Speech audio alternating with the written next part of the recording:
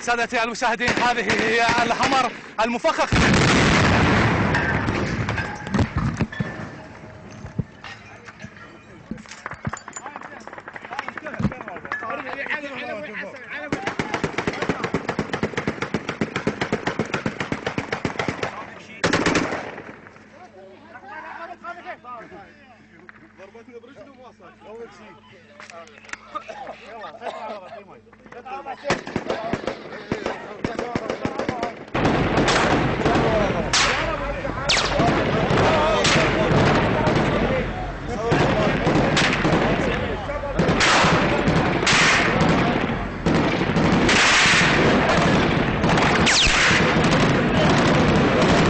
ترجع علينا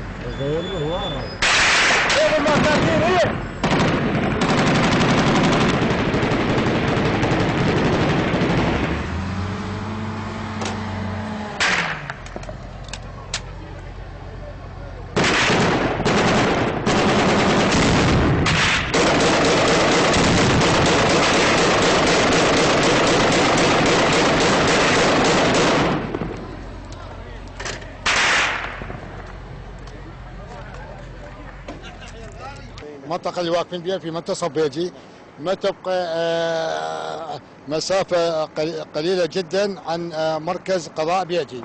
حاليا هذه المنطقة، هذا الشارع الصبح الساعة 10 دخلت عليه مفخخة، واستطاع المقاتلين الأبطال من ضربها بواسطة الفلتكول، ناقلة الفلتكول موجودة بالاي اس بي، وتفجيرها قبل وصولها إلى قطعاتنا.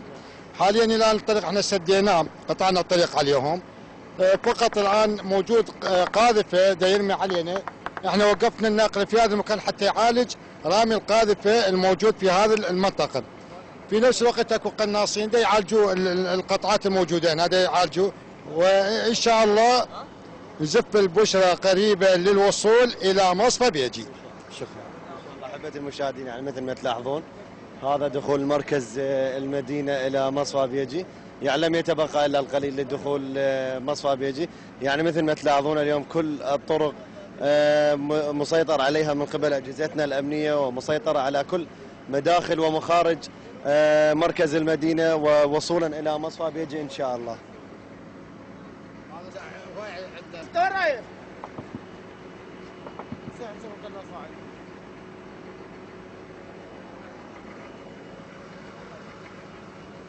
حقيقة شعاراتهم كذابة، شعارات محمد رسول الله، تبرأ منهم محمد وآل بيت محمد، تبرأ منهم من أفعالهم ومن شعاراتهم الكذابة اللي يدعون بها.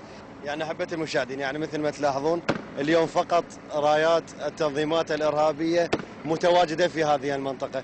يعني أحبتي المشاهدين، يعني مثل ما لاحظتم اليوم الأجهزة الأمنية مسيطرة على الموقف ومسيطرة على كل مداخل ومخارج تكريت وصولا إلى مصفى بيجي. يعني لم يتبقى كما قلنا، لم يتبقى إلا القليل لدخول مصفى بيجي، ويزفون البشرى بفضل وسواعد هؤلاء الأبطال بأن يزفوا البشرى إلى العراق، وأن يطهروا كل مناطق العراق من التنظيمات الإرهابية.